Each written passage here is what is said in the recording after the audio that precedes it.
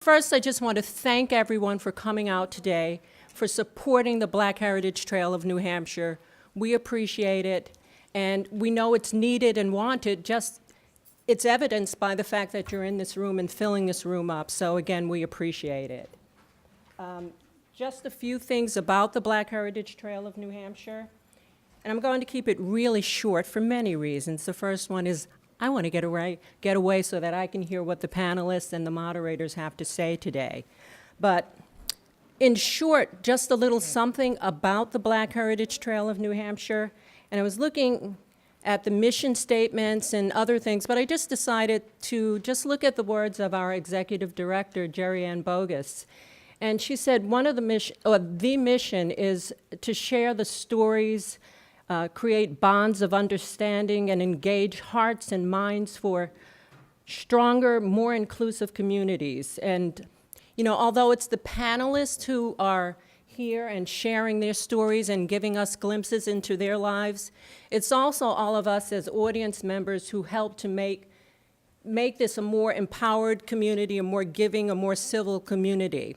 And with that said, that leads me right into the Tea Talks themselves. And that's what Tea Talks are all about. It's about creating an environment that is civil, one that fosters community and makes us all comfortable in sharing. So that's what we're going to do today. And to help us with that a little, we have what we've developed and called Community Dialogue Group Agreement. And that should help with, let me step away. We all have had different paths to where we are, and so we think differently, we are different, and so the Community Dialogue Group Agreement is something that just helps us to be a little more cohesive and again fosters that civility that Tea Talks have. So, our Community Dialogue Group Agreement. Let's be respectful, let's listen to one another, share the airtime, focus on the idea and not the person, be present, be crisp and say what is core, because there are a lot of us who have things to say. Let's be open-minded, honor confidentiality. While this isn't Vegas, what happens here for the most part stays here, unless we think it's something that we need to share with the outside community to help us to grow. It's okay to put issues like race and class on the table. This is the Black Heritage Trail of New Hampshire. Let's take risks, be raggedy, make some mistakes, then let's go on. All right? So, before we do just that, I wanted to take another moment to thank some people who are so important to the Black Heritage Trail of New Hampshire. And the first, there's a cadre of volunteers, and I'm one of those volunteers who, stepped up and out, and sometimes out of my comfort zone, and out of our comfort zones because we care about this organization. We care about what it represents. So any of the volunteers in the room, if you're here and feel like it, would you stand up or just raise your hand so we can just say hello and thank you?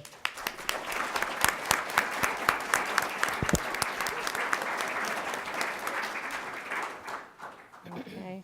And then, of course, we have our sponsors, the Black Heritage Trail of New Hampshire. We're here in the Portsmouth Public Library, and they are in partnership with us. We appreciate that, as well as our sponsor, the New England Blacks in Philanthropy. And with that said, we're now getting on to Black women magic. I had a question about that. Is it magic? Or is it something else? Is it a combination of magic and? Well, we'll find out as our panelists share their stories today. And so I'm happy, I'll just give their names, and if they'd like to present any additional information, that's fine. Obviously, it's fine, and they'll share that with us. So at the end, we have Dr. Yvonne Goldsberry, who is the president of the Endowment for Health. Oh. We have Melanie Levesque, who is a small business owner and New Hampshire State Senator.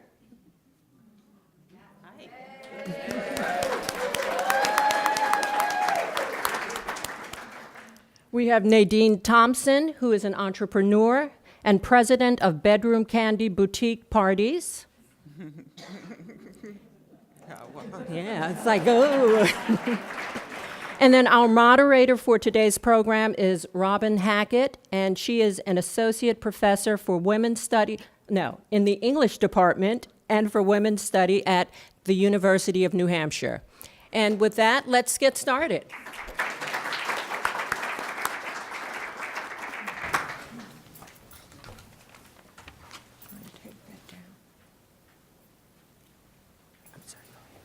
Hello, I'm Robin Hackett. Our panelists, in addition to that introduction, I can tell you that Melanie LeVake holds undergraduate degrees from Nashua Community Daniel Webster Colleges and an MBA from Southern New Hampshire University. She's an IT executive and president of the firm Telecommunications Consulting Services of America. Her career focused on service includes 3 terms as a New Hampshire state representative, as well as leadership in educational and community organizations. Nadine Thompson holds a master's degree in social work from Smith College. She writes and lectures on the national stage in the areas of racial equality, entrepreneurship, and women's issues, with particular focus on helping women of color access health and wellness. Dr. Yvonne Goldsberry is the president of the Endowment for Health in New Hampshire. She holds a PhD in public policy from George Washington University, as well as master's and bachelor's degrees in urban planning and biology from Columbia and Brown.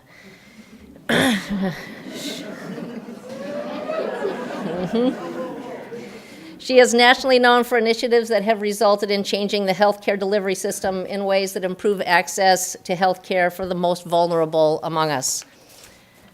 Each panelist has excelled individually in her field, but also worked to enable others to thrive and to come behind them.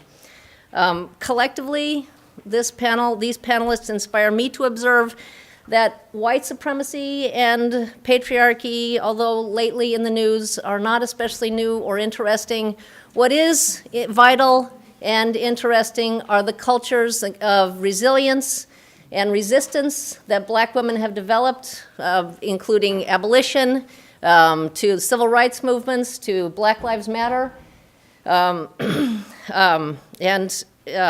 including labor, large and small, that these panelists and Black women have done to help others come along behind them. So I would like to let each of them speak for about 10 minutes, and then I'll have one question, and then I'll help those of you who have questions to ask your questions for follow-up. And we're going to start with Melanie LeVake. To speak from here? Or go on? Your call. Whatever makes you most comfortable. Well, I'll go up there so you can see me. Okay.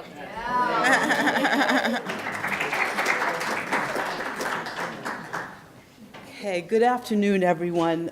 This is a wonderful turnout, a great group of people. I thank you all for coming. And I want to thank Jerry Ann and the Black Heritage Trail as well, and also Valerie Cunningham, who actually, she laid the groundwork for all of this great work. So thank you all. I'm sitting with a panel of just amazing women and mentors. So basically, I just want to share with you my path to get where I am today, which is very, very busy.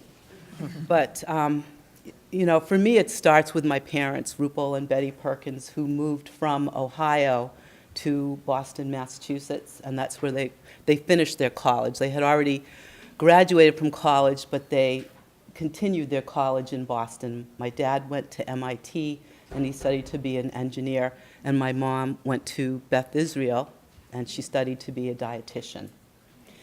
And at some point, they decided that bringing up their kids, they had 3 kids, bringing them up in the city was not a great idea. My father got a job in Nashua at BAE, but it was called Sanders back then. Some of you may remember that. So that was a wonderful opportunity for our family. I do remember a little bit about being young, that our life was full of parties and meeting great people. My dad was a singer, and he would go to hootenannies. Anybody heard of a hootenanny, right? So, yeah, and so he sang at the church, and my dad died when I was young, so I don't remember a lot about him, but what I do remember is that he would say to me, you should have your own business. You should fly your own plane. Before my dad died, my parents got divorced, so our life changed drastically. We were fortunate enough to stay in our home in Nashua, and my mom brought us up, and she taught us to always get an education, to have a strong work ethic, and also to volunteer. My mom would take us to the pancake breakfasts and the spaghetti dinners, and we were always at church. And here's this woman who is working so hard, and she always had time to give back to her community. So my mom died when I was 18. She died of colon cancer. And today that's a treatable disease, but back then in the 70s it was not. So eventually I became the guardian of my brother Mark and my sister Cindy. And they were just like 12 and 13. And my boyfriend, now husband, and I, and Mark and Cindy, we were a family. So I brought them up, and I'm very proud to say that my brother Mark graduated from UNH, and he's a lawyer. He's a partner in a law firm in Connecticut, and my sister Cindy graduated from WPI, and she is my business partner and best friend. So, life works out, but I do have to say that when you talk about magic, remember watching I Dream of Jeannie? I always wish that I could just go like this and all my problems would go away, or I could be finished with my degree or make it easy. But, life is not easy. It is a struggle. It is a challenge. But we just continue to work to overcome that. So eventually I did marry my husband, and we were trying to have a child. And we could not have a child. It took us 7 years to have a child, and we went through in vitro fertilization. And we finally had this baby, wonderful Logan. And I realized when Logan was born that I was responsible not just for her life, but for the world around her. So I really had to take a more active role in shaping that. So part of that was by helping to form an NAACP branch in Nashua. And I worked with some great people to form the branch. We had political action committees and seminars, and we'd invite the Republicans and Democrats to speak on issues. We would have education forums where we could learn about how to best make sure that everyone gets a good education. And it was at the NAACP meeting that I met this wonderful state representative named Jackie Witherspoon. Yeah. Jackie was my mentor. She was another one of my mentors. And what Jackie showed me, just by being a state representative, is that I can be a state representative too. So I went back to my home in Brookline, New Hampshire, where there are probably 3 or 4, maybe 5 people of color, a very Republican town. And I made a point to just get to know everyone. I went to the transfer stations, I went to the school board meetings, I went to, our town meetings religiously, and I worked really hard to get elected, and I did get elected that first time. So being a state representative, I did realize and I understood, and we actually did things that could help every child, like strengthening education, making sure that we had access to health care to all people, taking care of our environment, and standing up for people's civil rights. We passed civil unions, we passed marriage equality. So it was a really empowering feeling to be able to do that. Now, during that time, I had different sessions. Like, I would get this idea, we need to educate people on why the death penalty it needs to go. So I put on a forum on the death penalty.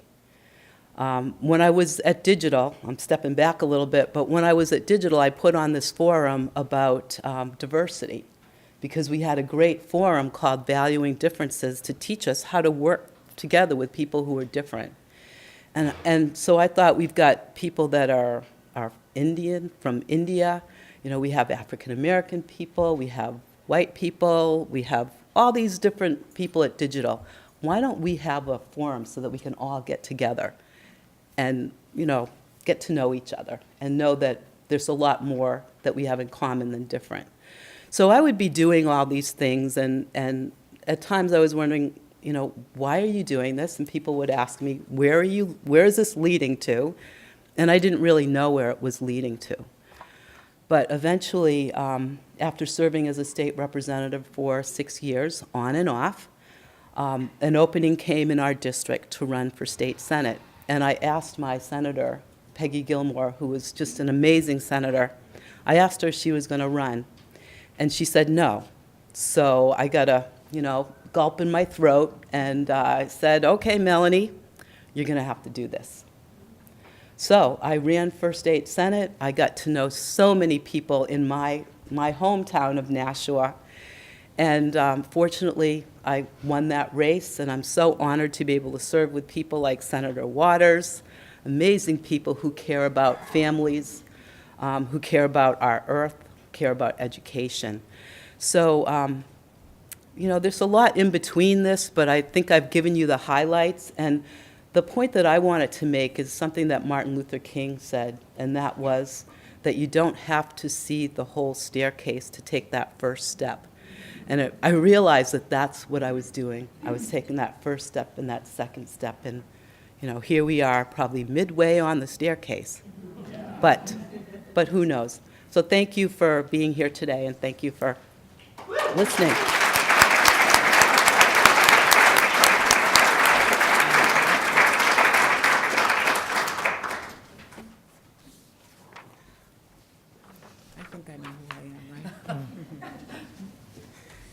Hi, I'm Nadine Thompson, and it's really an honor to be here today. Your story is just so great, it's hard to go after you. But anyway, I have a totally different experience here. I started my journey as a young girl from the Caribbean. I was born in Trinidad. My parents are Grenadian and Venezuelan, but Grenadian identified. My family immigrated to Toronto, Canada when I was 9 years old. And so I was the child of an immigrants, and had a fairly great life. My introduction to Canada, I always thought it was really a multicultural experience because my dad rented us an apartment above a Chinese laundromat in downtown Toronto. So my first experience of North America was Chinese food and dim sum on Sundays. And my best friend was a young Greek girl who lived down the street. Her name was Georgina Michanos. And so coming from Toronto, I had a very wonderful and diverse upbringing and background. As I grew older, I realized the complications of what it means to be an immigrant in a predominantly white society and the challenges that families have as they try to adjust. I was the problem child for my parents.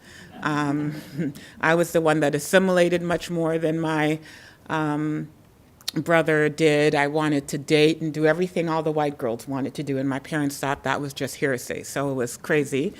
But that led me to becoming a social worker. And in my mid-20s, I decided that I wanted to be a family therapist. So I came away to the United States to go to Smith College to become a clinical social worker. There, I met a wonderful woman who introduced me to my husband, who many of you might know, Reverend Thompson, over at PEA. And so I married him after dating for 8 months and moved to the United States.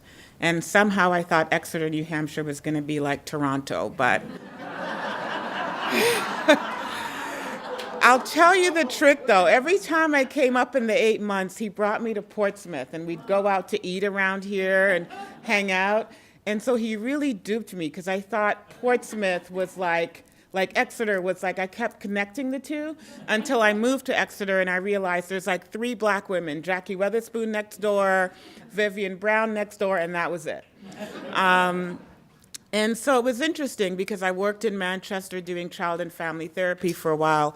And then the academy called and said, would you be interested in coming and working as one of our deans of students in charge of multicultural affairs? And I accepted that job. And that was in my first 2 years. And immediately, for the first time in my life, when I moved to the US, I realized that in this society, particularly in this part of the country, there is, the country is very much black and white. Like all of a sudden I realized I was a black woman, not a Caribbean girl, not a West Indian girl, not a Trinidadian girl, not a city girl, but I was a black woman. And it was really hard. And the white women that were around were really great, but it was really odd going shopping or going for days at a time where I didn't see somebody else that looked like me. I could go to Shaw's, I could go to Hannaford's, I could go to the doctor's office. I would never see other black women. And so it began to become very isolating. And I thought, oh, this is what being American is all about. And then I took that and decided, how do I, if this is hard for me as a 32-year-old black woman living in Exeter, what must it be like for the young girls who are coming to Phillips Exeter, who are leaving their homes in Brooklyn or Nevada or Ohio? They're great students, they're top of their class, and they're getting recruited to come to this school. And all of a sudden, they're dealing with this. They're having to adjust. And so if I'm at home whining to Bob about why did I marry you and come here, I'm wondering, what are these girls going through? So I decided to really use my time at PEA to create a girls group, support group, that would provide support for young girls of color. And that's when my entire career changed. I mean, it was really wonderful. It's really interesting because you always have your support. So we had a lot of African American girls and girls from the African diaspora, girls from Africa were there. And they started bringing their white girlfriends and their black friends and their Hispanic friends and Asian friends to the group. So it became really great. It was typically for, about 80% of the girls in the group were African American, but it became very diverse. It became a model in my mind for what I wanted to do with the rest of my life. So after leaving Phillips Exeter, I started a company called Warm Spirit, which was a sort of a Mary Kay model. It's a direct sales home party company. And I decided that I wanted to empower women, especially black women, to be more entrepreneurial.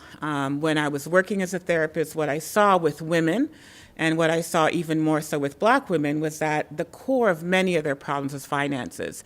For example, you'd have a mother who would come in, she'd be depressed, having a lot of anxiety, and talking about her, 13-year-old son who was having a lot of acting out problems at school.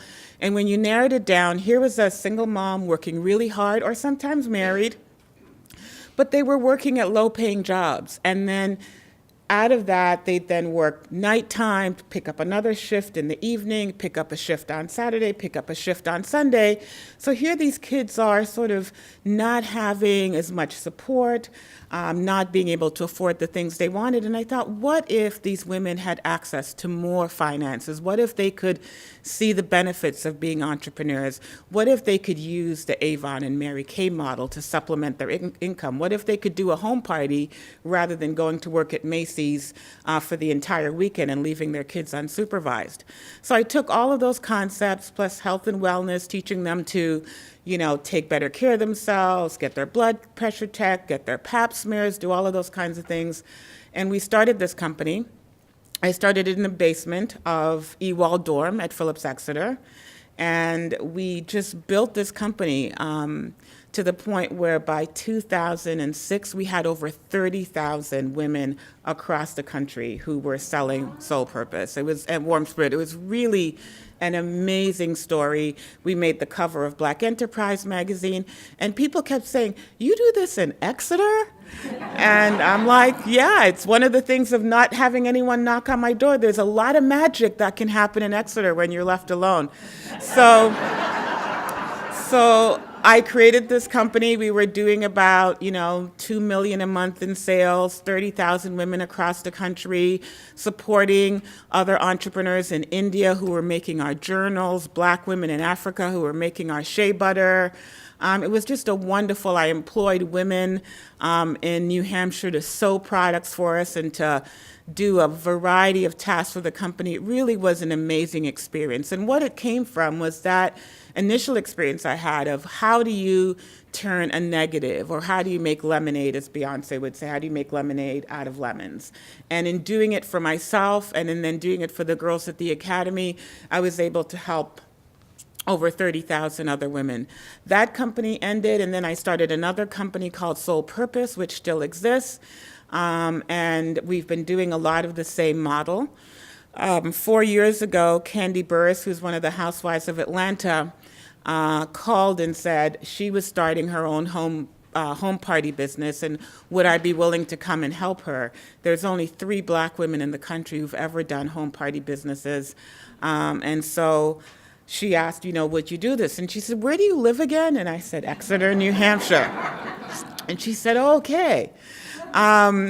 What was interesting, though, was that her business partners, and it's a long story, their warehouse was in Northampton. And so it was just weird. So I said, okay, I'll take the job. I mean, Candy Burris is in Atlanta. I'm in Exeter. Their partners are in Northampton. Clearly, God wants me to do this. When I started talking to her about the kind of products they were selling, it was sex toys. So I said, oh, this is going to be interesting. A minister's wife who's going to be the president of a sex toy company while he's dealing with his own stuff at PEA. So I thought, this will be an interesting thing. Bob said, go ahead and do it. You always seem to work your own magic, so go ahead and do it. But the thing that caused me to take that job, and it's, and I'm about to leave. I'm going to be leaving that position in 6 months and going back to being my own entrepreneur, is that in speaking to Candy, it was really about empowerment again. One of the things she said to me, she says, you're a social worker, I heard. You've worked as a therapist for a long time, so you're going to understand why I want to do the sex toy company. I said, yeah, please, tell me, why? And she said, well, first, I love sex toys. And I said, clearly. And then she said, we started selling them in boutiques.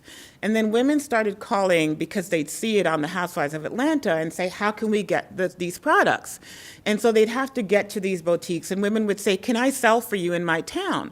So she thought there was such a demand for women to sell these products that why not do a home party company like Avon or Tupperware, have them have home parties, and they could teach each other about toys and wellness and sex and do a lot of sex education training. And I'm like, good, you're going in the right direction. So sex education, I could get on board with that. And so I liked that. But one of the things Candy said that really, I think, empowered me or motivated me to take the job was she said, particularly in our community, there's a lot of sisters that stay in really terrible relationships because they think that, they can't not be in a relationship. They have to be in a relationship in order to have pleasure or in order to have sex in their lives. And I think that if women began to understand that they could be empowered and that they don't have to be in a bad relationship, maybe they would be more empowered to leave these abusive relationships. And I says, okay, you got me on that one, because I'm all about helping women to be empowered and to take control of their lives. So I did that, and it's been 4 years. We built out the company from, the sex toys now are just a small part of the company. We now have a total men's line. We have an LGBTQ line of products. We have a women's wellness section that teaches women about wellness, about breast care, about cervical care, about STDs, about how to take care of themselves. And so we really developed it out into this model where women can be at home parties and not just have the fun and giggle selling the sex toys, but really to talk to each other about sexual health and wellness, which was really a powerful thing to do. And the company has grown. When I got there 4 years ago, they had about 300 consultants. They now have, I think we're at pretty close to 3,000 now over the past 4 years. Again, the women are scattered all over the country, and it's been a wonderful, wonderful experience. For me, as a woman and an entrepreneur, it's been always difficult. It's difficult always having the success, but also feeling invisible, feeling devalued, feeling not respected, having a team of people that you work with that even though as a Black woman you're accomplishing things, it's still doubted. And so when Jerry Ann asked me to speak today, I thought it would really be important to do it. And one of the things I talk a lot about is resilience, that it takes an incredible amount of resilience to continue to be a Black woman. You've got to keep going. I mean, the challenges are there. Many of them are invisible. Our families have a tremendous amount of stress and struggle. If I told you what my day was like from 7 this morning till when I pulled up here this afternoon, it would not be believable. But still, the journey to me is still magical in many ways. The gift of resilience is a magical thing for me. And being able to keep going despite the challenges and to encourage other people to move forward. I mean, it was really wonderful. Melanie's been a friend for the past few years, and to see her become state senator this year was really a wonderful, wonderful thing for all of us to celebrate, to see her accomplishments. So I think we all keep pushing forward. And I think, again, as you know, I always say resilience is key. It's not an easy journey. It's not been an easy journey at all, but certainly it's been rewarding.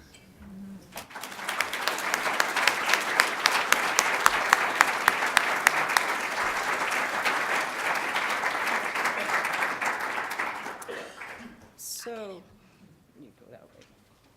Go that side, I'll go this side. There we go, so they can hear me. Good afternoon, everyone. Happy to be here. So I'm going to take us way back because Jerry Ann asked me to. You know, when Jerry Ann asks you to do something, you do it. So I know some of you, but I don't know a lot of you. And I'm Yvonne Goldsberry, and these are my great-grandparents on both sides. So George and Mary Elliott are my grands on my mother's side, and Charles and Emma Brown are my grands on my father's side. So why am I showing you their pictures other than the fact that Jerry Ann asked me to? Because I want to pick up on the theme of resiliency.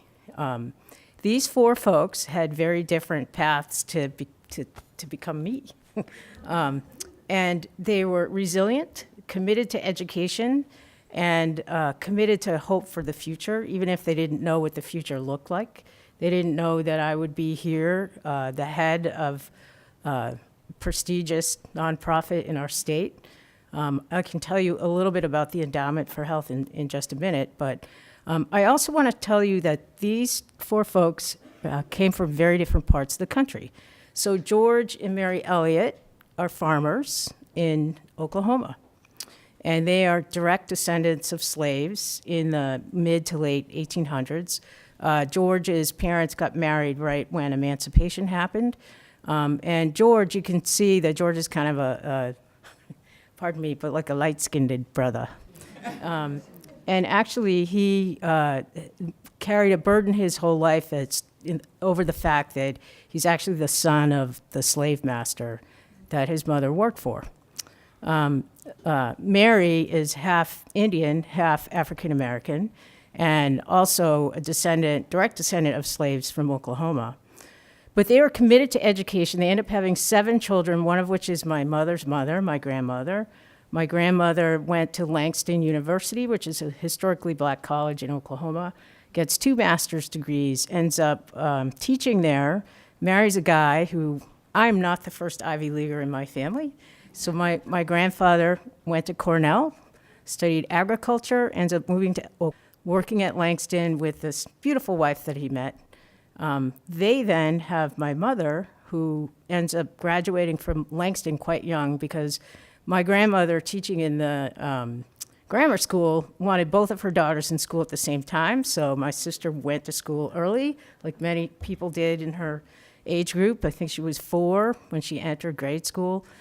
Graduated from high school at 16, enters college, goes to medical school at Howard University. She was the first woman accepted to the University of Oklahoma Medical School, but turned that down. because she wanted to go to Howard to meet a husband who would be my father. Now, my dad has a very different path, and Charles and Emma Brown are the fourth generation free folks, and they are in Worcester, where I grew up. And George and Emma met in Connecticut. They were working in a summer palace, I guess, in Connecticut, and they met each other. George inherited his father's upholstery business, and he was installing drapes at a fancy house or hotel. Emma was working in the kitchen. They met, they married. He moves her to Worcester. They then have 3 children, one of which is my grandmother. My grandmother ends up being an artist. She designs cards for a card company, meets her husband, the dapper Dr. John Goldsberry, my grandfather, who was a Southern gentleman, moved to the North. He was a physician. He went to Harvard School of Public Health. So my grandparents go on, and they have 2 kids, one of which is my father, who goes to medical school and meets my mom. They decide, we don't want to be in Washington, D.C. My dad says, I'm not raising my kids in the South in the 60s. So in 1960, when I was born, I was about 3 months old, they moved to Worcester. I'm a New Englander, and I've been in New England a long time. I've been in and around New Hampshire my entire life. Grew up hiking Mount Monadnock. I learned to ski at Pat's Peak. My dad had a camp on Lake Massasecum. Does anybody know where that is?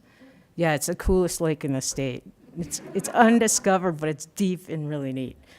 So we used to summer there all the time, had property there. So it's interesting to me to be where I am now. I feel like it's not by accident. It's by fate. It's by legacy. It's by destiny. Again, all 4 of these folks and those that came before them really stressed resiliency, hope for the future. We don't know what our future is going to look like, but we're sure going to work very hard right now to craft what it is. They believed in education, so it was no doubt that I have the education that I have. In our house, you can imagine growing up with 2 physicians. We had a dinner, everybody eats together kind of policy before it was known to be a predictor of success. If you weren't at that table on time, whoo boy. And they taught us how to have good, debateful, happy intellectual conversation at dinner. Today, I think that's a good and bad quality. My gang that I work with at work is often saying, Yvonne, that's just too many options, no more debating, let's just decide. So, I can't help it. So I ended up moving away for a while and then back to New England. I didn't really think I'd end up back in New England, but my first job when I moved here 23 years ago now, I worked at the home care out in Keene. I live in Walpole, so on the other side of the state, in a very rural section of our state, even more rural than Exeter. But at the time, it was sort of a running joke. We looked up the census when we moved back to New Hampshire in Cheshire County, and our neighbors in Washington, D.C. gave us these T-shirts, and we had black labs at the time, so there were 2 black labs on the front. On the back, it said 208 and 209. That was the census improvement that we were bringing to Cheshire County, New Hampshire in 1997. But I love living rurally because I grew up here. So I love the mountains. I love the fresh air. I was teasing with Robin earlier that when I lived in New York City getting my graduate degree, I suffered because you see slivers of the sky. You just can't really see the sky. So I lasted 2.5 years for grad school, and I just had to get out of there because it was too much concrete, not enough trees, not enough green grass, not enough mountains. So anyway, when I come back to Keene, I worked for the local home care company, and I end up implementing this rural outreach program for isolated seniors. So I'm a public healthy, and I think, I've kind of seen it all. But most of my prior experience had been in implementing urban kind of projects. This is my first full-out rural project. And not only that, but it's in New Hampshire rural. So very, very poor white people were whom that I got to engage. I learned a lot. I learned a whole lot about white poverty, a whole lot about poverty in New Hampshire, a whole lot about rural isolation in New Hampshire. And that learning helps me a lot today. I think when people see me as the head of the president of the Endowment for Health, they assume that, they assume all kinds of things, actually. But what do you know about rural white people in New Hampshire that are poor? I'd say a lot, from visiting them up dirt, crazy roads in the wintertime. They're by themselves. They barely let you, crack open the door. And interestingly, never really think that they're living in poverty, would never admit it. It's a part of sort of white culture in New Hampshire that I had to learn to engage with. How does a black public health professional talk about white rural poverty with credibility, right?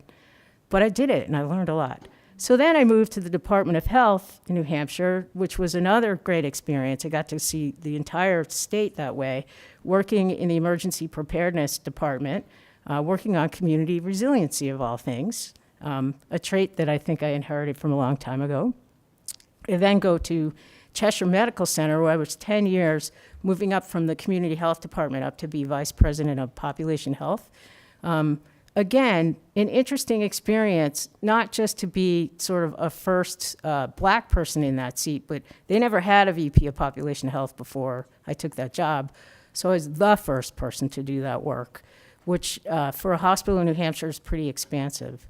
So when I end up at the Endowment for Health, it was right. It was the right thing. I'm the right person to be there, despite all the trappings of its history of philanthropy and white philanthropy.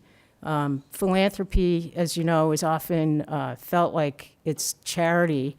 It feels distant from the folks that it's meant to care for. So one of the first things I had to do at the endowment was make reparations with the communities of color that the endowment had basically trampled on for its history. The endowment turns 20 this year. I'm in my 5th year. So we spent a good 15 years with really, really bad relationships with communities of color in our state. So it seems like that should be an opportunity, but it was very difficult because I think I had to straddle both worlds, right? So the communities of color, I'm there at this job a couple days. I say I'm gonna do it. I meet with the great folks that we work very closely with now, 5 years later.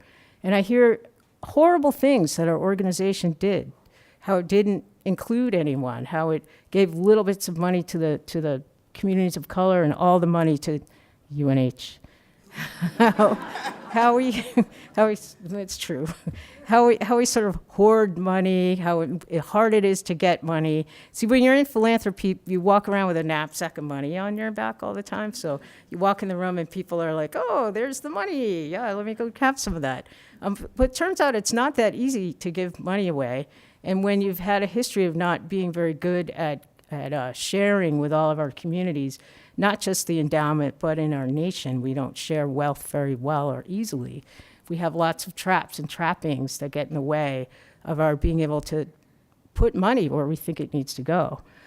So to this day, I sort of straddle between the discomfort of my colleagues of color saying, you're not doing enough, Yvonne, to my colleagues of color saying, thank you for being there. Thank you for being the one at the table. I had the pleasure of going to a luncheon. We've started sort of a luncheon with leaders of color, and a couple months ago, I went to the luncheon, and I happened to be the first woman to get there.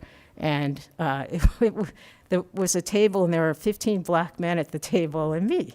So I come in, and they're like, oh, we're so sorry. The other women will be here. I think Jerry Ann was running late, and so I sat down and they said, we don't want you to feel uncomfortable. I said, what? Are you kidding? This is awesome. Typically it's me and a table full of white men. So this is fabulous. So it's really an interesting pleasure that I have when I'm at the table full of white men and me. After I enter the room and I get that little pause, sometimes you actually hear the, oh, but most of the time it's just the pause. You're here. And to be there to help sort of change the conversation, because I think when I'm present, the conversation is different, although sometimes they forget I'm there, and that's sort of interesting. To be present to ask the questions that they're not willing to ask each other or too afraid to ask each other. to be present, to represent our communities. It's not easy. It's never easy, but I think I'm very, very, very lucky to have grown up with these folks who gave my family the position and strength that we've had for all these years and gave that to me so that I can take that next step to those tables that none of us have been at before. I take it very seriously, and I've learned how to just live with the discomfort of it because it's never comfortable. I don't know for you guys, but you're faking it if you say it is. But, you have strategies and skills in place to do what you need to do. Interestingly, their emphasis on education typically makes me one of the most educated people in the environments that I'm in, which is also an interesting hurdle, particularly when I'm in a room of white men. So maybe I'll stop at that because I know Robin has some great questions to ask us. Is that good? Yeah. All right.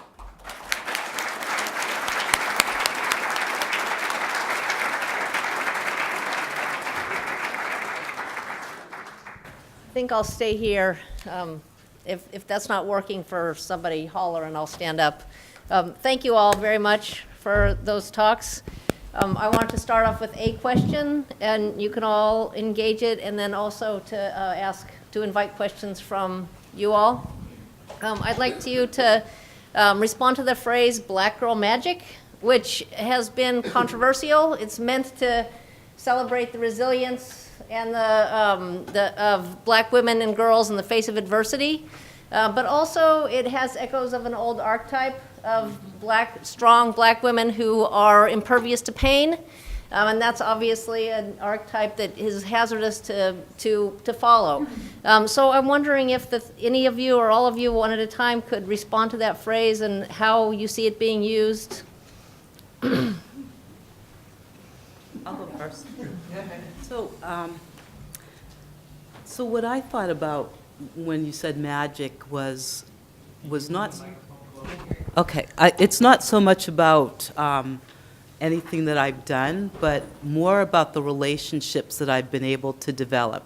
So being a black person, going into Brookline, Hollis, and Mason, which are very, very white, and just striking up a dialogue with people, earning their trust, and just having conversations with someone who originally, when you met, discounted you, but then they turn around and they embrace you, and they think you're a good person, and you've broken through, you've connected. To me, that is the magic, is the communication and the relationships that we can build. So I think when the term came around, it came for a very good reason, that we wanted to celebrate the stories like ours that you don't hear about. I mean, we're here. We're doing these amazing things. We should be able to celebrate that.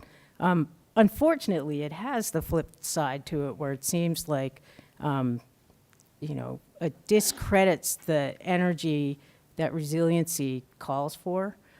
So I get conflicted with the term. I certainly don't feel like I have any magic. I feel like I have smarts and, determination, and I grew up right, so I can boundary shift cultures and all of that. But I don't really feel magical. However, I do feel like telling my story more often is really, really important so that people see that it's not magic, it's hard work, it's generations of effort, and that generations of effort that I should just be able to do what I do without question. For me, I think, as you were describing it, I think that both things are true for me personally. The Black Girl Magic, being here today with you guys, speaking about our accomplishments. I actually follow Black Girl Magic on my Instagram, and it's always great to see it, to see images of beautiful black women doing great things, accomplishing great things. And you're able to celebrate, that in the middle of the night when you can't sleep. I look at my Black Girl Magic page and I'm like, wow, they're doing great things.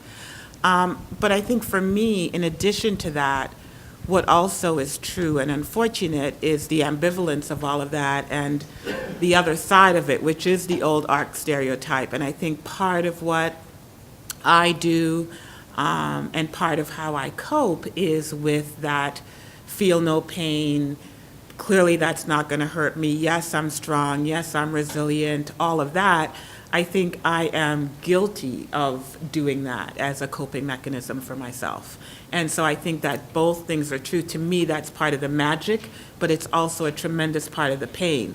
So when you go through a day at work and you're trying to put a good face on it, when you're not allowing your bosses to see that they've hurt your feelings, or that they've offended you, or that they've overlooked your brilliance, or that they've devalued you constantly 40 hours a week, when you deal with that, and then you have to come home and be a good Black mom to your kids who expect you to be strong and take care of stuff, and you do that, and then you have to live with yourself at 10:15 at night when all that pain comes, and you have to be real. You got to live with that ambivalence. So to me, some days, it's great to be a Black woman, and some days it's really hard to be a Black woman. And I think being a Black woman for me means being able to hold both things as true.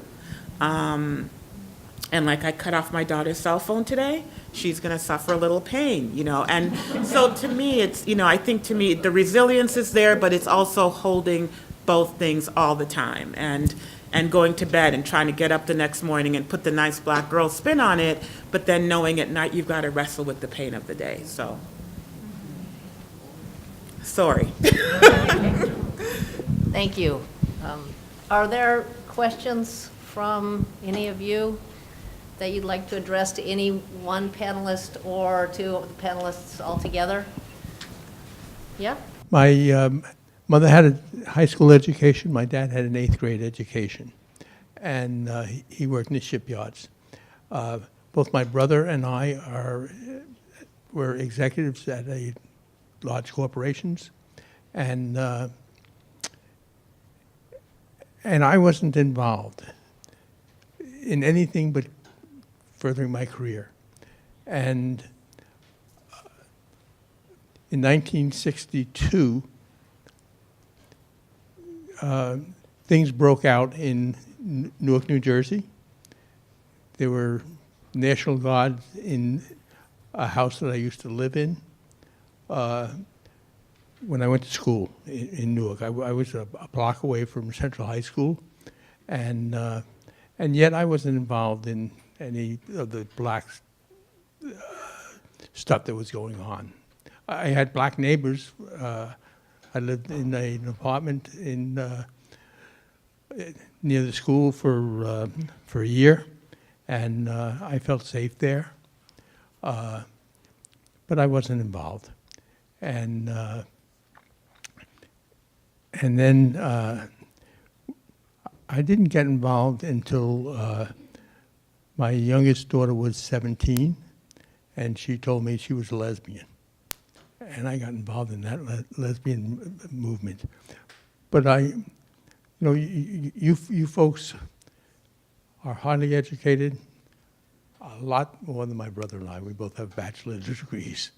But I am living in an apartment complex here in Portsmouth that is multicultural. We have a lot of Black, brown, white, and Asian folks, and that's why I live there. Thank you. Yvonne, you said you spend your time balancing between shifting cultures. What exactly does that mean? So, growing up in New England, I think I do it really without even thinking about it, actually. On 1 minute, Jerry Ann, I might be, in a typical day for me, I might be start my day, like Monday will be, start my day with the investment committee, where we talk about our $85 million and what we're going to do with it and what assets we should buy and what managers we have and the return on investment. So I'm going to start my day Monday with that. I'll end my day with a group of community folks to talk about sort of what's next in our race and ethnic series work that we're doing, and equity across our state. Two very different conversations in the same day, two very different groups of people in the same day. You know, I honestly, I'll think about what am I going to wear today, because I have to do suit with the suits, and then I don't want to be in a suit the end of my day. So it's like a lot goes into that kind of a day that changes dramatically. I was in last week at the Puritan Backroom Conference Center 2 times. The first time was for the Endowment for Health is sponsoring a race and equity series where we're bringing people to talk about racial justice. So I'm in the room, and it's very diverse and really awesome. And then literally 2 days later, I was in the same room listening to another project of ours where we commissioned the Rand Corporation to do a return on investment for early childhood, and it was all white.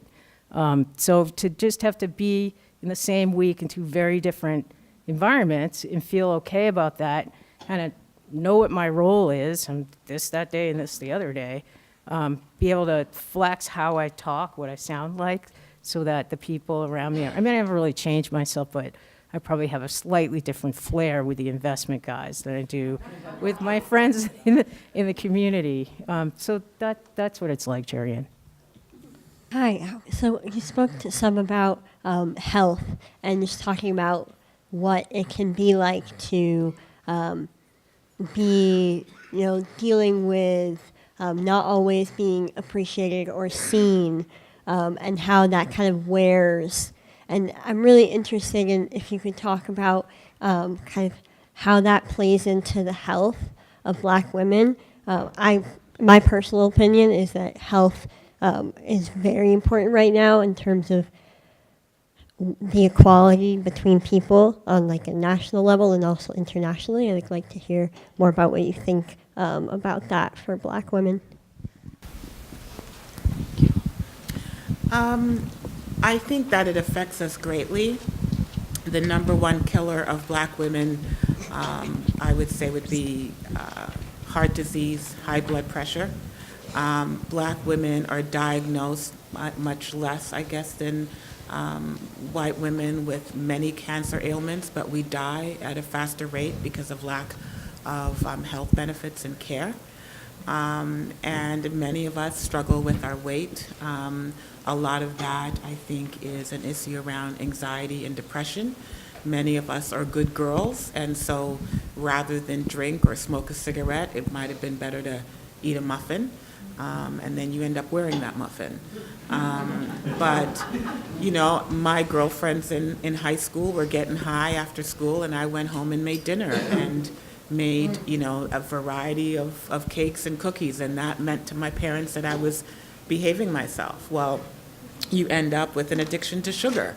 And so I think, and then stress, of course, leads to heart disease and high blood pressure. I deal with that all day, every day.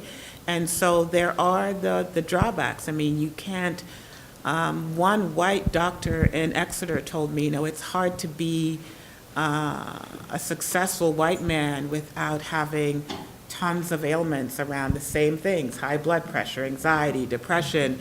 Very successful white men deal with those issues because they're under a lot of stress. If you're a successful Black woman, you're dealing with that, and then you put the layer of race on top of it, and then it's even worse. So we struggle with our health, and it takes a lot to, what I do in my work is I try to really remind Black women, even if it just means taking 20 minutes a day for yourself just to read the Bible or meditate or take a walk around the block or just shut your door, shut yourself in the bathroom. You've got to, start with that 20 minutes to care for yourself. So that's, you're the health person. I don't know if there's anything else. Yeah, I think you summed it up. Racism is directly correlated with poor health, and it's a documented fact at this point. And I just want to pass laws that will give us equity.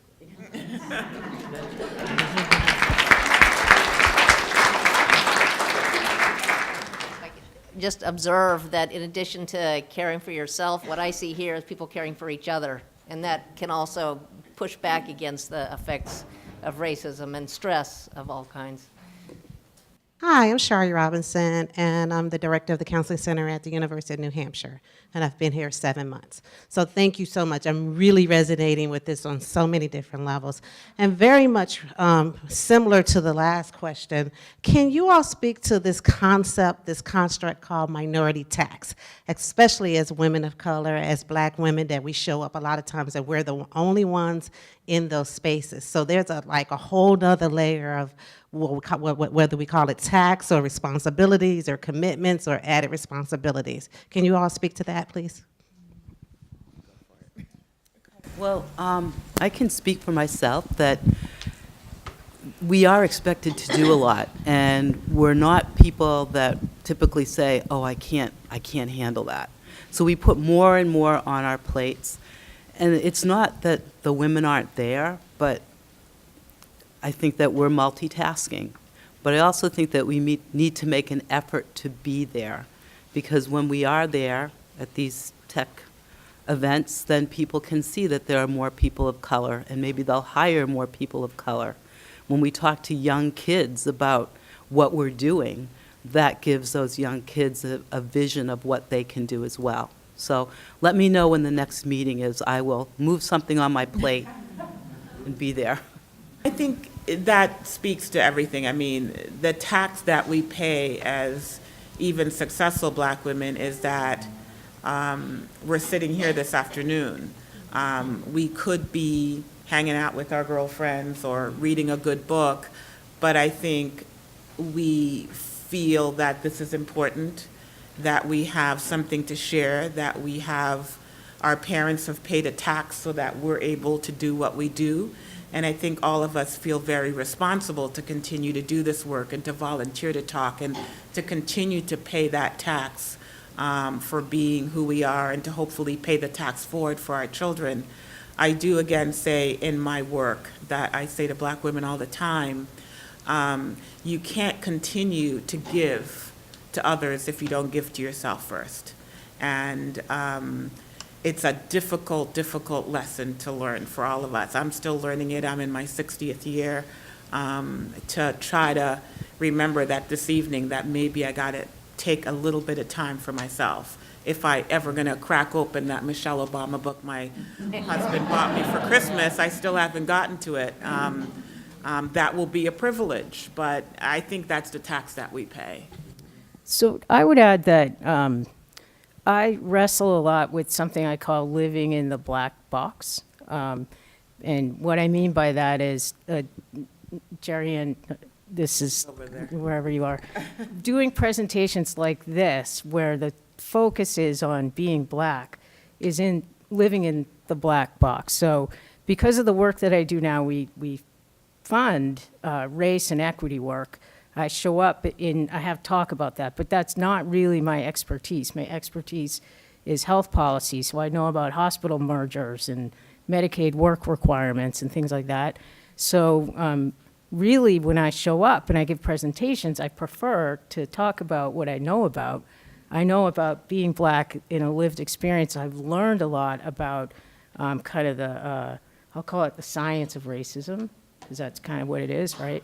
And I know a lot about sort of the biology that, race is a false construct to begin with. So the tax for me is that people expect me to be in the black box first, and then second, they say, come talk about Medicaid. So in my work, my director of communications is a white woman, and she's really phenomenal, but she's had to learn how to really fend off the black box, because people will ask me to come speak about all kinds of things that I don't know anything about, because they need diversity on the panel or whatever, and they say, well, we know Yvonne, she'll come. And I don't know anything about that, so for me, where are you? I can't see you. A lot of the tax fits in that space of having this crazy expectation that because I'm Black, I can talk about whatever. And I'll talk to you about hospital mergers. Okay, do I get a second chance? Kind of like the first, I'm sorry, I misunderstood what you were saying, but, you know, the tax on me, I would say, is, again, the full plate, but always feeling like you have to represent. So when you have that call that's made, I feel like somebody's got to represent. When the Girl Scouts needed a secretary, I felt like I had to represent because I had to show people in my town that there are different color people. We're not all the same. So just constantly having to feel like I have to represent, and it's not a bad thing. It's not as bad as it sounds, but I do feel that pressure. I have a confession. I've been spending too much energy working on local and national political issues, but those days are over. There's no reason why we can't do all three, and we have to, especially because of the decline in participation for the last 3 decades, particularly on local political issues in favor of national. However, what I wanted to ask you, could you tell us what issues are important to you in the state Senate and having come from the House that you think might become bills and might be supported by the governor? Well, that's a couple different things. You get to step So- out of the black box for a little bit. So I'm the chair of election law, very proud to be so. So voting is very important to me when I think about what our ancestors went through to vote. If anybody knows Harvey Key, he tells a story about how he went to vote after he finished the war, and he went home to vote, and someone asked him how many jelly beans were in that jar.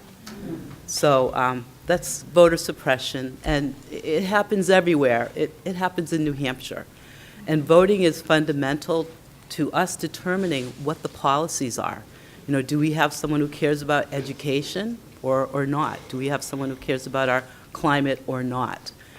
Voting is very important to me. I'm sponsoring a bill on automatic voter registration, which I'm very excited about, modernizing our voting systems. I'm overturning or working to overturn this crazy law that says college students can't vote on campus. And the 26th Amendment gives them the right to vote. It doesn't say where. So voting rights are important, but everything is important. We just passed family medical leave. We're working hard on jobs. We just passed in the Senate a jobs plan to help fight the opioid crisis. So we have a lot of work to do, and everything is important. And fortunately, we have 14 senators that are Democrats, but 24 senators, and many of them have shown to be bipartisan as well. So as far as what the governor will do, that's another question. I'm hoping that he will support a lot of our initiatives. Thank you for the question. Hi, good afternoon. Thank you very much for sharing your stories. My name is Kilea Dumene. So one of the things I will kind of ask if you guys can share, you all describe you grew up in those town in New Hampshire where there was few black women like you. So in my mind, because it takes a forest, you know, many trees to become a forest, it just don't happen to be who you are by just those few blacks. So I'm still in New Hampshire that is predominantly white. So can you share, what are those, and I know for a community, it wasn't just those few black women that really help construct or help you become who you are today. So for those of us who are trying to navigate this community, what are those key, advice that you can share, lesson learned on how to navigate the system? Also helping those, there's a lot of white folks here, understand how they can help us, what other white people have done to help you to be who you are, building that confidence, making you feel like you're part of the community. So if you can share a little bit of things, practical things that can be done, just for me, to help me navigate, for others here to also understand how they can, even when I'm still afraid in my, hiding place, can reach out to me to help me feel comfortable and welcome in the community. So I wouldn't have my job if it wasn't for a whole lot of very wonderful white New Hampshireites.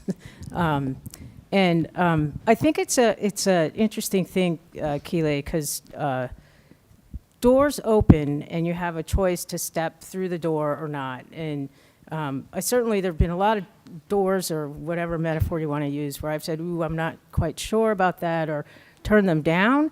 But I think there's sort of this fear factor of, wow, that door is open. I don't know if I'm good enough. Or I don't know if I can do it. Why me? And I think you just have to trust yourself and step on through. And if I look at my adult time in New Hampshire, I think it's been a series of that, a series of people inviting me to tables or inviting me sometimes just to an event, a meet and greet thing. You just never know who you're going to meet. But if you meet someone, you got to follow up. If they say call for tea, you call for tea. And you just never know who you're going to meet.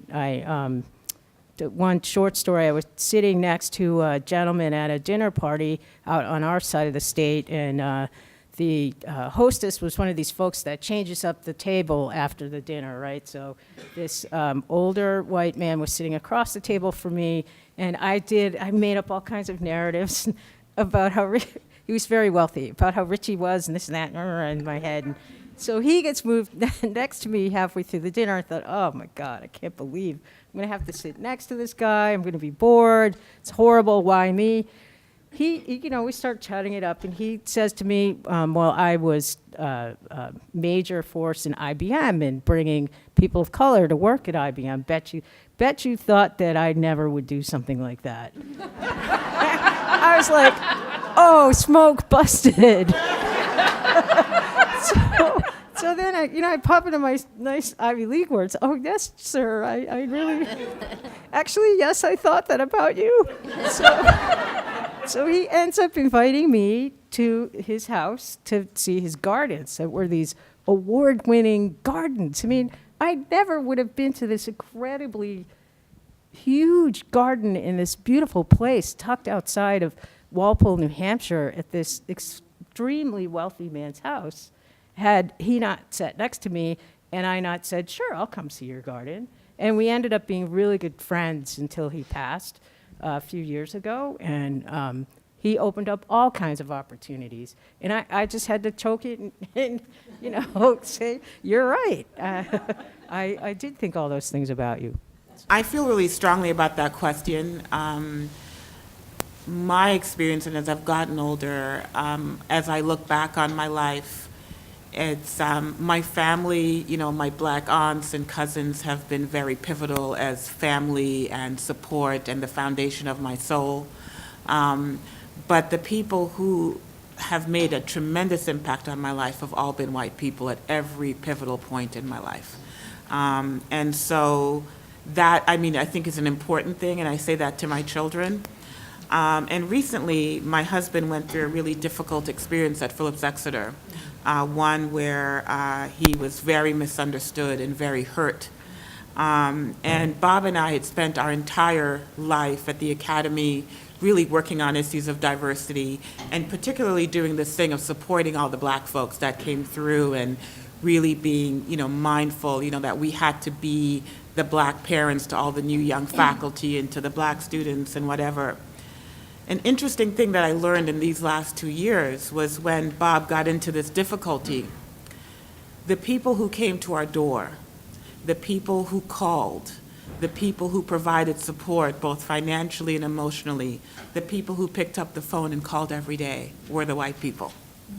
And that to me at 60 years old was really mind-blowing, that you give your life this way and you have this narrative in your head and this belief that, the black folks are all going to stand up for each other and we're all going to do this thing together.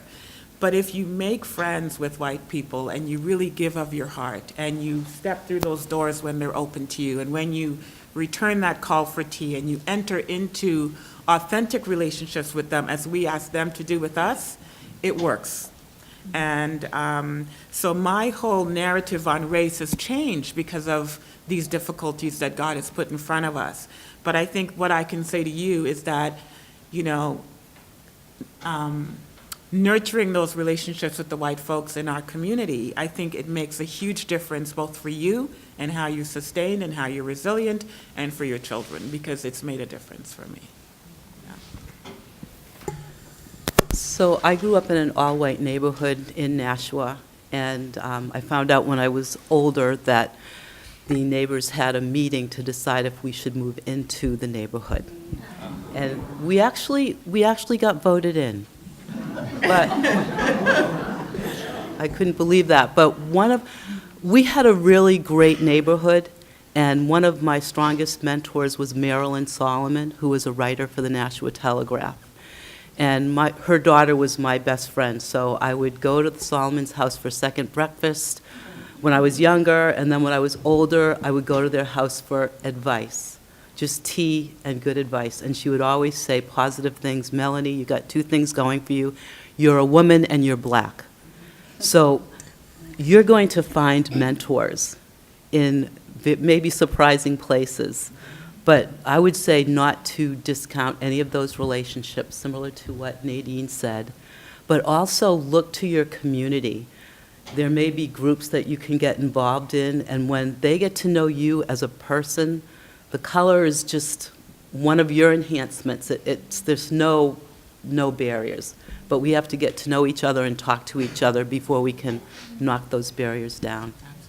And also, one other thing is, as Yvonne said, believe in yourself. Believe that you have the right to have that kind of relationship.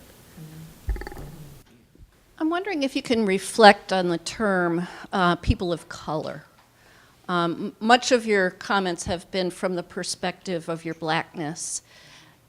Personally, I was really struck when someone who was Asian identified as a person of color, because I never thought of them that way. So I would say the terms that we call ourselves are packed and loaded, particularly right now in the national context. I think maybe even 5 years ago, I don't know, I probably wouldn't have done this panel 5 years ago or something, but now there's so much loaded with just self-identifying as a race. And I don't know if Willard was around last Sunday, I guess, and my good friend Willard Lett has started using the term person of other, because there's all this otherism that's going on, and because we know race is a socially constructed thing, right? It doesn't really exist. There's really no difference between us scientifically and biologically. So how do we get past that? And especially in public health, we have lots of debates about do we get data disaggregated by these color things that we put on people, and the longer we do that, the longer we're going to perpetuate this people of color, or whatever colors we want to say. But yet we have to do that to understand the differences. And I recently been digging into my history a lot more. I have a cousin who is one of the curators at the new African American Smithsonian, so she's our family historian and all, and she's been telling me things and trying to acknowledge my white past as well, right? So showed you his picture. He's, product of the slave master. And that runs through me. So then I joke around and say, well, I'm just going to start calling myself white now. And somehow that just won't work given the context within which we live. But I could acknowledge that just as much. So I think your question is a little loaded and difficult to answer, I think. But. Yeah, for me, if you hear me speak for any length of time, you'll hear me refer to myself as African American, black, and person of color in the same conversation. I'm not a big fan of labels, but I believe that people feel that if they're not white, then they are a person of color. And it speaks to diversity. Yeah, I agree. I mean, if I am at an event like this one, and Jerry and I were going to be talking on the way home about the event, the conversation would probably go, were there many people of color there? And in our conversation, that would mean, were there any Hispanic people there, any black people there, any Asian people there? So for me, it's just a way of identifying were there any non-white people present? Is there somebody that's non-white? And I do include Asians in that. You know, I could glance around the room and I can tell you there's a few black people here. I don't see, you know, Hispanics are often hard to tell because they can be very light-skinned. There you go. And then, you know, is there an Asian person in the room? So, you know, we would sort of think about that because what you want to see is more people of color present at events. And so that's just a way of kind of describing what you see and what's obvious. And sometimes there's the invisible people of color, like the woman who just cleared her throat. I might not know that she's Hispanic just to look at her. So again, then you get into that other politics of, you know, what's color? I mean, our friend we have my husband's best friend is white, and his wife is Bolivian, and so they have these mixed race children. And it was interesting because when their daughter in kindergarten drew their family picture, she made everybody sort of brown and she made her father pink. And the teacher said, you know, she says, well, our whole family's brown, but daddy's the pink one. And, you know, so it's just interesting. I mean, that was a color, but I think really, you know, really politically for me, it's anybody that's not white. That's how I don't think of it negatively. I just think of it as a way of understanding what I'm looking at, what I'm seeing. I just wanted to add something real quick to this, since we're going to be, it's okay to put issues like race and class on the table. The whole notion, I thought it was kind of interesting that you said you didn't see Asians as people of color.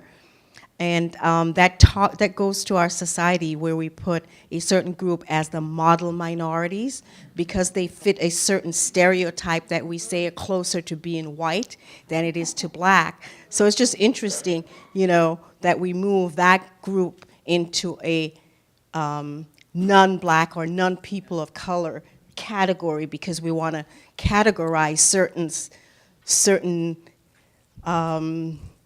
characters as whiteness. I think, is it Keeley? Her question stimulated a question in my mind, and something each of you said, probably not related at the time. Yvonne, you mentioned doors opening, and Melanie, you talked about voting being so important, and Nadine, you just talked about having people of color. And what I've been wondering is that I have been at 3 big meetings since, let's say, December. One with 200 women, and a couple of others, and one last night with an impressive number, over 100 of young adults. My question is, drawn from the fact that, and there was a third, at none of those were there any more than, I would say, 3 or 4 people of color. So here we are in Lillywhite, New Hampshire still, and we're not necessarily that now, but we seem to be. And when you mentioned the doors opening, and I appreciated your reference to how do we go about this and the importance. So I'm asking the question, what is the way, what is a way, especially in terms of our elected system? How do we tap the incredible talent that's here to be drawn in to getting involved in what, let's say, you did several years ago? I would say it's by exposing yourself to other people so that they can see what they can be. Being somewhat of a mentor is really important. I would also say that our State House is more diverse than it's ever been. Right, Senator? Oh, I think he left. He just left. He just left, but it's more diverse than it has ever been because we're doing more outreach with young people, even high school students. And it's really exciting, but it's something that we need to kind of cultivate and let people know we need you too. We need your voice as well.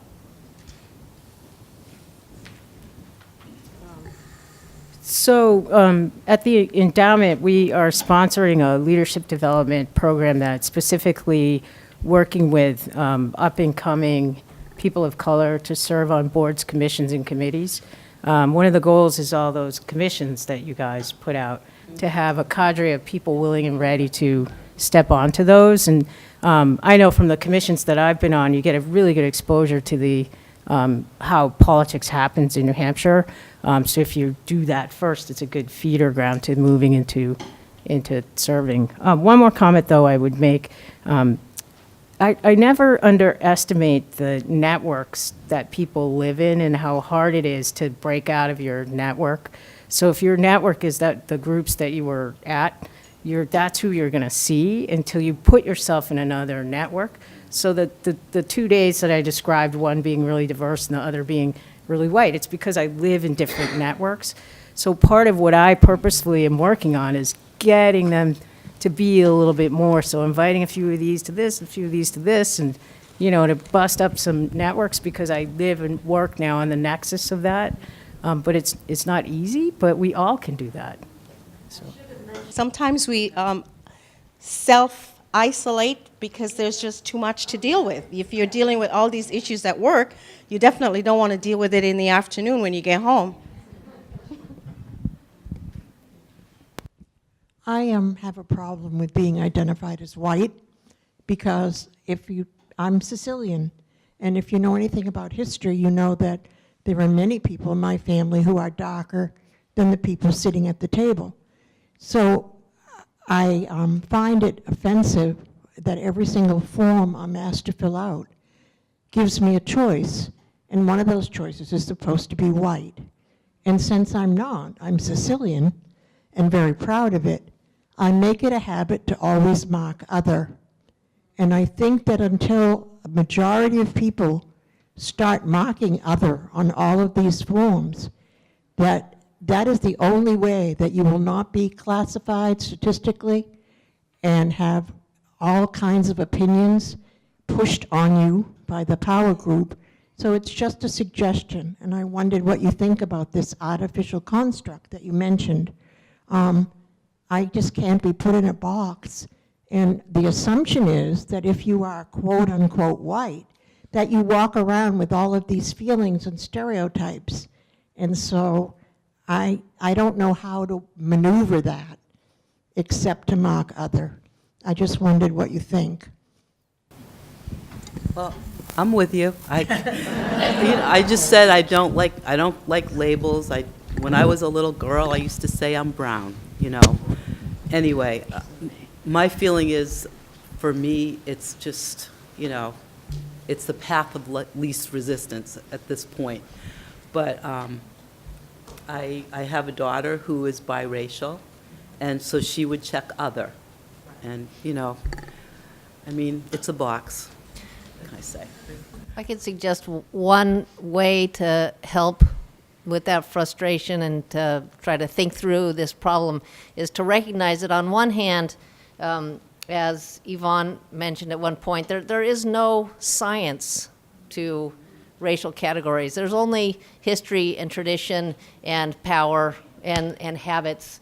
And so when you're faced with this question, you might think about it in terms of what's the effect of checking this box at this moment. And sometimes the effect is you can decide it's necessary to count because you're trying to target services to people who need them. And another situation, another day, another question, another box, you might decide that the better effect is to not answer the question, right? But it's not like consistently the right answer. And if you can think through effects, you might be able to just think more flexibly and more satisfyingly about those questions.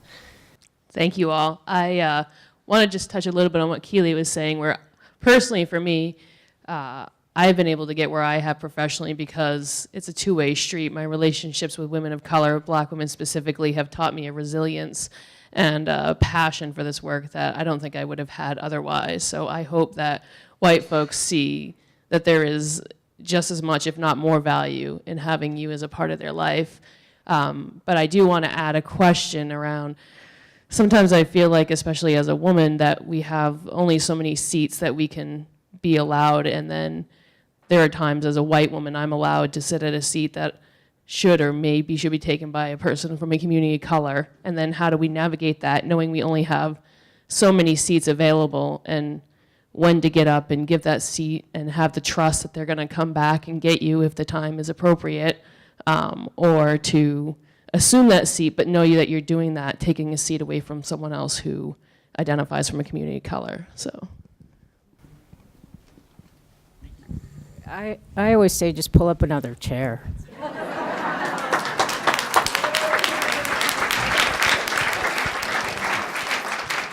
I just want to thank everyone in the panel for being here today, and I'm very, very inspired. I grew up in New York City as a Hispanic woman. I danced with a company named Ballet Hispanico, so my ethnicity was there.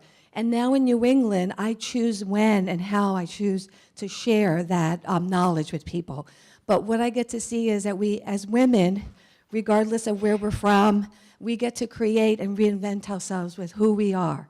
And today I feel very motivated to say, my new term is I'm a colorful woman. and I got accused lately in a negative way about being a self-appointed leader. And I just love that term, so I'm moving forward and saying, I am a self-appointed leader in my life. So thank you so much for inspiring me and everybody here. Thank you. Oh. And Jerry Ann, I work with her too. I'm a tour guide. I guess our title, Black Woman Magic, was kind of confusing to some. We were expecting a talk on black magic. Yeah. Yeah, but I think we did get some magic anyway, regardless of what it is.